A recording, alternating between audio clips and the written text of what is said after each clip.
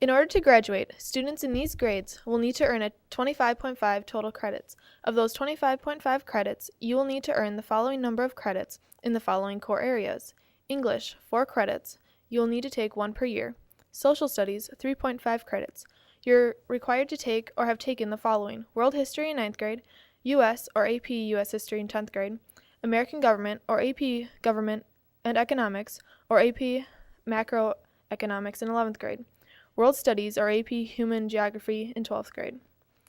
For math, you need 3 credits. You're required to take or have taken the following: Geometry, Algebra 2, 1 additional credit beyond Algebra 2. It is recommended that all students complete 4 years of math. Science, you need 3 credits. You're required to take or have taken the following: Physics or Physics X, Chemistry or Chemistry X, Biology or AP Biology. It is recommended that all students complete a 4th year of science.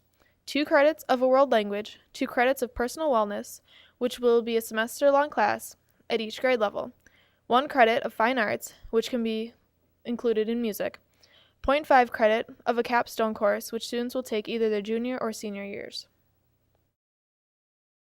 By completing the graduation requirements in the core areas, students will earn 19 credits. The remaining credits you earn will count as electives. When you add the core and elective credits, you will need to have earned a total of 25.5 credits. In addition to the credits, students must pass 3 MCA2 graduation tests administered by the state of Minnesota. Those tests are reading, writing, and math.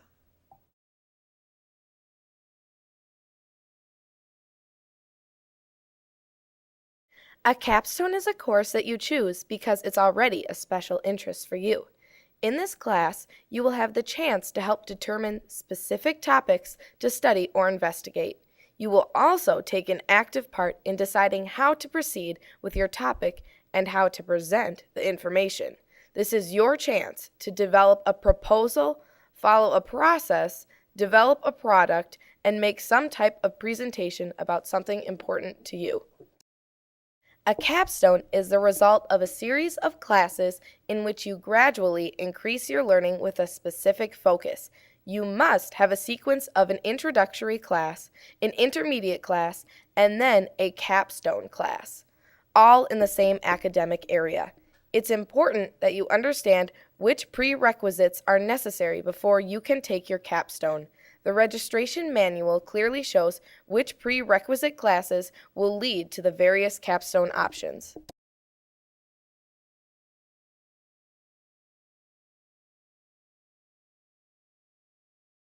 Capstone will be what you make it. You will develop a proposal, follow a process, develop a product, and make some kind of public presentation.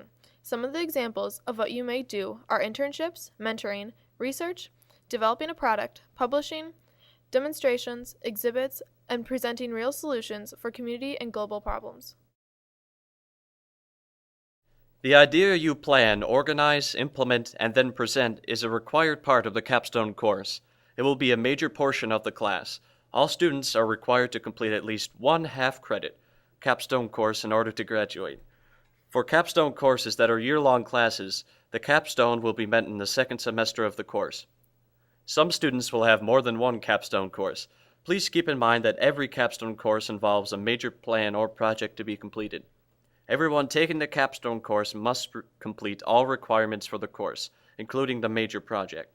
Because these capstone requirements involve a great deal of thought, commitment, and time, you will want to carefully schedule your classes. Just because you can take 4 or 5 capstone classes doesn't mean that you have the time or resources to do all of them in 1 semester.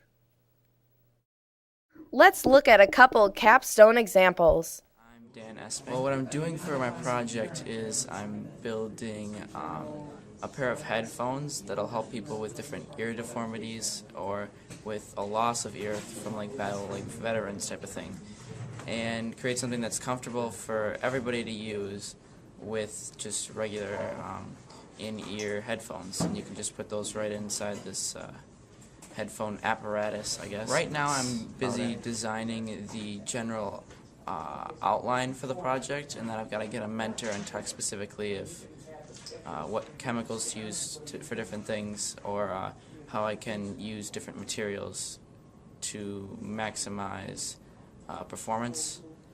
So that's most likely Starkey. I know Mr. Jacobs got a connection there, so I'm looking at talking to them. I'm Matthew Knowles. I'm Josh Soderland, senior. And I'm Dan Dromello. And we did a community service project for our capstone this year. Do you want to talk a little bit about that? I sure can. This year, for our marketing practicum class, we did a community service project. We put on the Chaska Turkey Trot event, which is a charity 5K run and walk that raises money for the Muscular Dystrophy Association and the End Polio Now campaign. Something that we did this year that was different from other years is that we partnered with the Chaska Rotary Club, and they really brought a lot of resources and a lot of capital to really increase the success of the event this year. And this year, the Turkey Trot was the most successful it's been in the history, and the net income surpassed 11,000. Yeah. And it's from sponsorships from local businesses and the Chaska Rotary. To best prepare you for a post-high school program, it is recommended that you take the following number of credits over a 4-year high school career: 4 credits of English, 4 credits of mathematics, 3 credits of social studies, 4 credits of science. Keep in mind that more colleges would like to see a student take physics, 2 credits of world languages of the same language, and 1 credit of arts.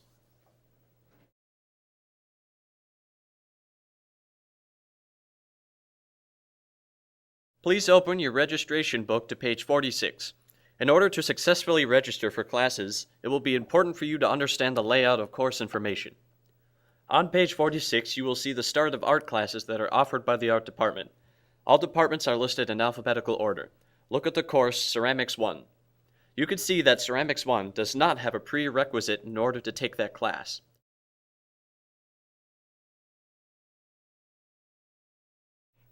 Some classes will have a prerequisite.